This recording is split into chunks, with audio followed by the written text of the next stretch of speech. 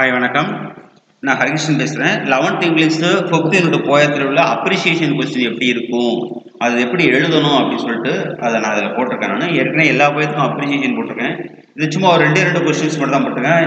எவ்வளோ ஒரு 2 நிமிஷம் 3 நிமிஷம் வரும், அதை மட்டும் சும்மா பார்த்துங்க. அது எப்படி எழுதணும் அப்படிங்கிற விஷயத்தை மட்டும் நான் சொல்ல போகிறேன். அதில் அதை பார்ப்போம். அதில் பாருங்களேன், என்ன போயம் கொடுத்துருக்கேன். 11th English Everest is not only a peak by Kulothungan. Kuzhandaisamy போடலாம், இல்லைன்னா குலோத்துங்கன்னு சொல்லலாம், போடலாம். அதில் அவர் பெட் நேம் தான் அதில் கொடுத்துருக்காங்க. இப்போ பாருங்களேன், இந்த explain following the reference context இருக்காங்க. ஃபாலோயிங் வித் ரெஃபரன்ஸ் அந்த கான்டெக்ஸ்ட் இருக்கு. Never shall we fail in what we commit. நம்ம என்னைக்குமே தோற்கக்கூடாது. எதில் நம்ம இருக்கிற கமிட்மெண்ட்ல தோற்கக்கூடாது. Shall we nourish one of the nourish world.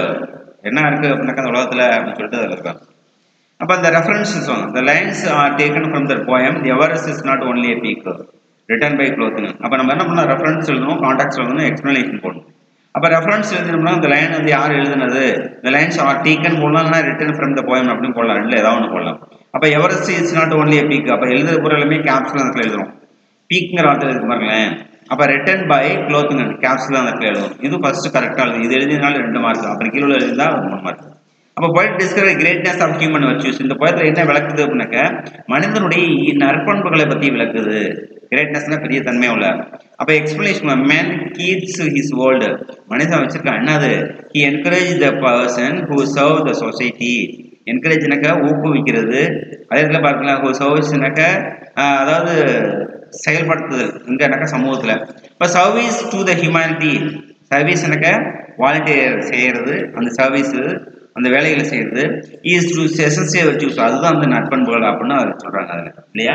So இது வந்து போயத்தில் உள்ள இஆர்சி இப்படி தான் வந்து எழுதணும். எழுதினாக்கா அதில் வந்து மார்க் வந்து ஃபுல்லும் 3 மார்க் அதில் கொடுத்துருவாங்க. அதில் நமக்கு 2 இஆர்சி உண்டு. அதில் அடுத்ததில் என்ன இருக்குன்னு பார்ப்போம். இந்த ஒரு போயத்தில் உள்ளதை அடுத்து நான் கொடுக்க போகிறேன். அதில் அதாங்க a life that knows no kneeling bending.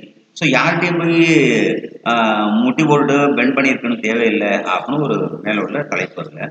அப்போ இந்த போயத்தை எழுதுனது யார், ரெஃபரன்ஸ் போட்டு the lines are taken from the poem Everest is not only a peak written by Kulothungan அப்படின்னு சொல்லி இது எழுதலாம். அவசியம் இந்த இடத்துல எழுதணும். எழுதாம இருந்ததுனாக்க மார்க் கிடைக்காது. யாரும் இல்லை அப்படி இந்த லைன் எந்த போயத்தில் உள்ள லைன் கண்டுபிடிக்கணும், கண்டுபிடிச்சிட்டு அது கூட தான் எழுதணும். அதுதான் பெரிய ஒரு ட்ரெக்கு அந்த இடத்துல. அப்போ எல்லாத்தையும் படிச்சு வச்சிருந்தா தான் நமக்கு ஞாபகம் நடக்கும். அப்போ கான்டெக்ட் பண்ணுங்க. அந்த போயிட்டு எமுரேட்டட்ஸ் த வெர்ச்சுஸ் ஆஃப் த காமன் மேன். எமுரேட்டட்ஸ்னாக்க உருவாக்கினதை நற்பண்புகளை எப்படி இருக்கு பொதுவான மனிதன்ட்ட அப்படின்னு அதை சொல்றாரு. அப்போ அந்த எக்ஸ்பிளனேஷன், இதுக்கு என்ன எக்ஸ்பிளனேஷன் அப்படின்னு பார்த்தீங்கன்னா பார்க்கலாம், man has is self respect. மனிதனுக்கு என்னை பொறுத்த வரைக்கும் சுயமரியாதை இருக்கணும். ஹி நெவர் பெண்ட்ஸ், யார்ட்டையுமே குனிஞ்சு நிற்கக்கூடாது, மட்டி போட்டு நிற்கக்கூடாது, நீலன் போட்டுட்டு முட்டி போட்டு நிற்கக்கூடாது, மைட் அப்படின்னு யார்ட்டும் நிற்கக்கூடாது. ஹி சீக்ஸ் நோ ஃபேவர், அவன் வந்து ரொம்ப யாருக்கும் ஃபேமஸான இருக்கக்கூடாது. Such a person is respected இந்த சொசைட்டி. அப்படி இருக்கவங்க தான் என்ன பண்ண முடியிருக்க சமுதாயத்தில் வந்து நல்ல பண்புகளாக இருக்க முடியும் அப்படின்னு அதை சொல்றாரு, இல்லையா? நடக்குது.